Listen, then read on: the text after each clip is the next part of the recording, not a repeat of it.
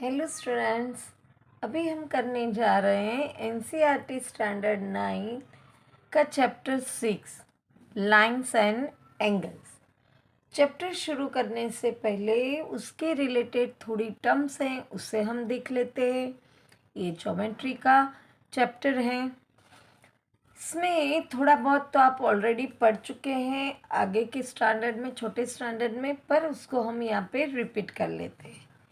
पहली टर्म है point. Point क्या होता है? एक लोकेशन होता है जिसकी कोई भी लेंथ, ब्रेथ, थिकनेस नहीं होती और उसको कोई भी लेटर से रिप्रेजेंट करा जाता है। उसके बाद आता है लाइन। इनफाइनाइट मैनी पॉइंट्स से ये लाइन बनती हैं जिसका कोई फिक्स मेज़रमेंट नहीं होता है। वो दोनों साइड इनफाइनेटली एक्सटेंड करी जा सकती है। उसको हम सिंबॉलिकली लाइन ए बी ऐसे भी बता सकते हैं या कोई स्मॉल लेटर से लाइन एल ऐसे भी लिख सकते हैं। लाइन सेगमेंट एक लाइन का पार्ट है जिसका मेज़रमेंट फिक्स होता है।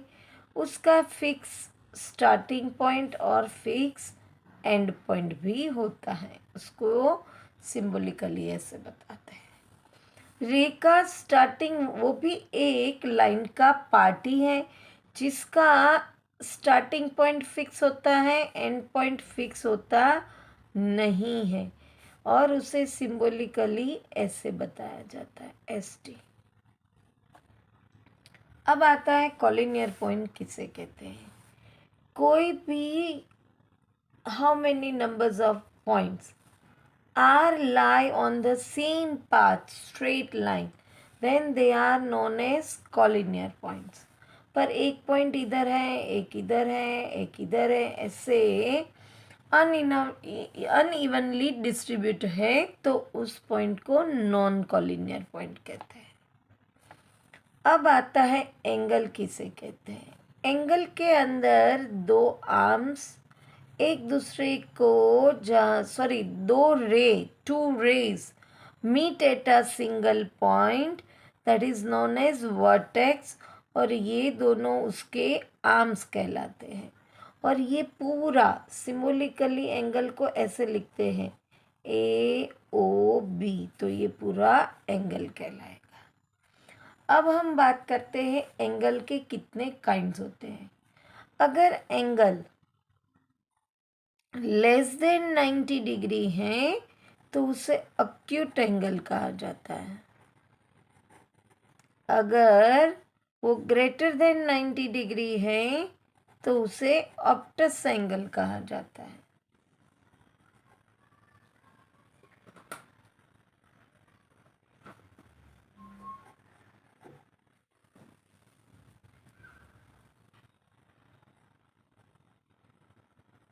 ऑब्टस एंगल कहा जाता है। एग्जैक्ट 90 डिग्री होता है तो उसे राइट एंगल कहा जाता है। अगर एग्जैक्ट 180 डिग्री है तो उसे स्ट्रेट एंगल कहा जाता है। अगर एग्जैक्ट 360 डिग्री है तो उसे कंप्लीट एंगल कहा जाता है। और अगर रिफ्लेक्स एंगल किसे कहते हैं वो मैं समझाऊँ। अगर कोई एंगल 50 डिग्री है, ये सपोज 50 डिग्री है, तो उसका ये जो एंगल है वो रिफ्लेक्स कहलाएगा। ये अगर 50 डिग्री है तो रिफ्लेक्स एंगल हमें 360 में से 50 माइनस करें तो हमें मिलेगा।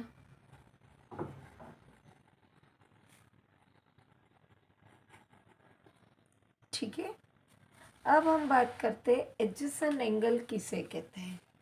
अगर कोई दो एंगल का एक आर्म कॉमन है और दूसरा आर्म अलग है, यहाँ पे एक एंगल बना 1, दूसरा बना 2, जिसका ये आर्म कॉमन है पर दूसरा अलग है, तो ये दोनों angle, angle 1 and angle 2 adjacent angle कहलाए। पर अगर ऐसा एडजेसेंट एंगल जिसका एक आर्म तो कॉमन है पर दूसरा आर्म एग्जैक्ट एक दूसरे के ऑपोजिट जा रहा है,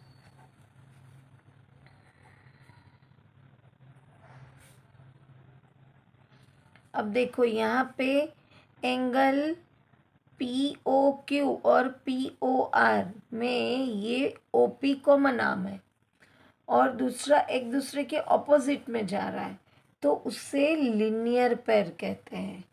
और लीनियर पेयर के दो एंगल का सम 180 डिग्री होता है। ये सभी टर्म्स अगर आपको याद रहेगी तभी आप ये 6 चैप्टर के सम्स आसानी से सॉल्व कर सकते हैं। तो ये आपको लर्न करना भी बहुत ज़रूरी है। फिर आता है वर्टिकली ऑपोजिट एंगल किसे कहते हैं? जब दो लाइन एक दूसरे को इंटरसेक्ट करती हैं कोई एक पॉइंट पे, तो ऐसे 1 2 3 4 एंगल्स बनते हैं।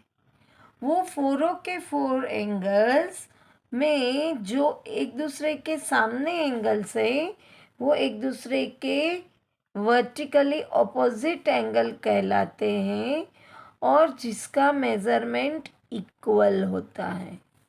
यहाँ पे 1 और 3 और 2 एंड 4 वर्टिकली ऑपोजिट है जिसका मेज़रमेंट इक्वल होगा, जबकि 1 और 2 लीनियर पेयर बनाते हैं, ऐसे ही 3 और 4 लीनियर पेयर बनाते हैं जिसका एडिशन 180 डिग्री होगा। अब आता है पैरेलल लाइन किसे कहते हैं? तो भाई वो दो लाइन जो कहीं पे भी एक दूसरे को मीट नहीं होती या इंटरसेक्ट नहीं होती, ऐसी दो लाइन को पैरेलल कहते हैं। यहाँ पे एक लाइन L है, एक लाइन M है, तो सिंबॉलिकली L पैरेलल M ऐसे बताया जाता है। अब हम एक्सरसाइज पे आते हैं। एक्सरसाइज 6.1 का फर्स्ट क्वेश्चन लेते हैं। यहाँ हर एक सम के अंदर हमें क्वेश्चन को समझना और फिगर को समझना बहुत ज़रूरी है, तभी हम आसानी से सम सॉल्व कर पाएंगे। In the figure lines A B एक लाइन है और सी डी एक लाइन है।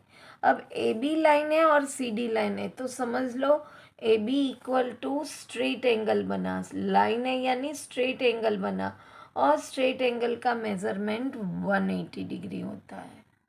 दूसरा है सी डी भी लाइन बोला है तो स्ट्रेट एंगल है और उसका मेज़रमेंट 180 डिग्री है।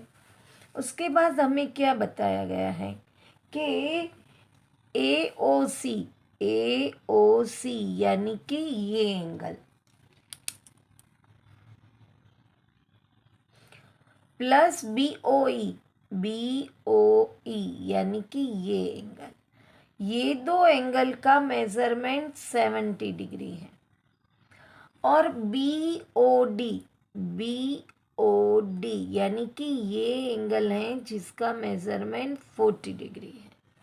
हमें angle B O E find out करना है और reflex C O E find out करना है।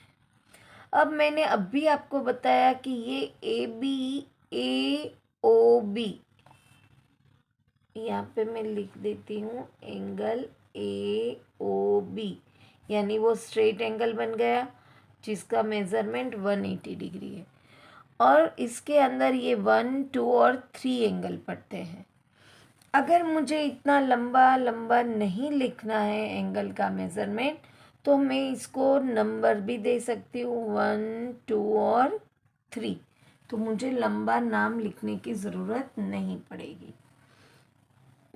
अब ये ए ओ बी है 180 डिग्री, जिसमें से 1 और 3 का मेज़रमेंट हमें दिया गया है 70 डिग्री, तो हम आसानी से ये 2 का मेज़रमेंट ढूंढ सकते हैं, दैट इज सी ओ ई। अब सी ओ ई का हमें रिफ्लेक्स ढूंढना है, तो ये हमें मिल गया, तो उसका ये पूरा उल्टा 360 में से इसको माइनस करेंगे तो ये पूरा उसका रिफ्लेक्स मिल जाएगा। अब हमें ढूंढना है बी ओ ई। कैसे ढूंढेंगे? तो भाई बी ओ ई ए ओ सी प्लस बी ओ ई हम ये ढूंढ लेते हैं। तो वह यहाँ पे देखो, आप सी डी देखोगे तो सी डी के अंदर ये भी एक स्ट्रेट एंगल है सी ओ डी, उसमें ये 40 डिग्री है। अभी हम ढूंढेंगे 2, तो ये मिल जाएगा और पूरा सम 180 डिग्री होगा। तो ये दो माइनस करेंगे तो हमें बी ओ ई मिल जाएगा। तो पहले चलो ये ढूंढते हैं, वो कैसे बनेगा? Angle plus angle 1 plus angle 2 plus angle 3 equal to 180 degree. यहाँ पे एंगल ए ओ बी की बात चल रही है। तो 1 और 3 का मेज़रमेंट हमें दिया है 70 डिग्री, हमें 2 का ढूंढना है। तो एंगल 2 इक्वल टू 180 माइनस 70, तो हमें मिला 110। अब वो है हमारा एंगल सी ओ ई। अब हमें बी ओ ई ढूंढना है, तो मैं सी डी लूँगी। Angle C O D equal to angle 2 plus angle 3 plus ये 40 डिग्री हमें दिया हुआ है। अब सी ओ ई वो 2 नंबर का एंगल था जो हमें मिल गया है। C O D straight angle है तो 180 है। हमें angle 3 that is B O E ढूंढना है।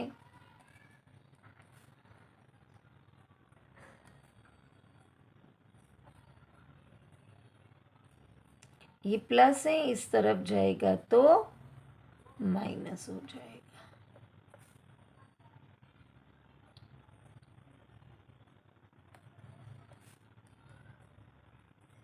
तो angle 3 equal to angle B O E equal to हमें मिला 30 डिग्री। एक आंसर मिल गया। अब हमें रिफ्लेक्स ढूंढना है, तो reflex angle C O E equal to 360 degree में से सी ओ ई जो 2 था वो हमें माइनस करना है। तो हमें रिफ्लेक्स एंगल सी ओ ई मिल गया। ये हो गया सब, फर्स्ट क्वेश्चन खत्म हो गया। वापस मिलते हैं सेकंड क्वेश्चन के साथ। Till then bye bye students.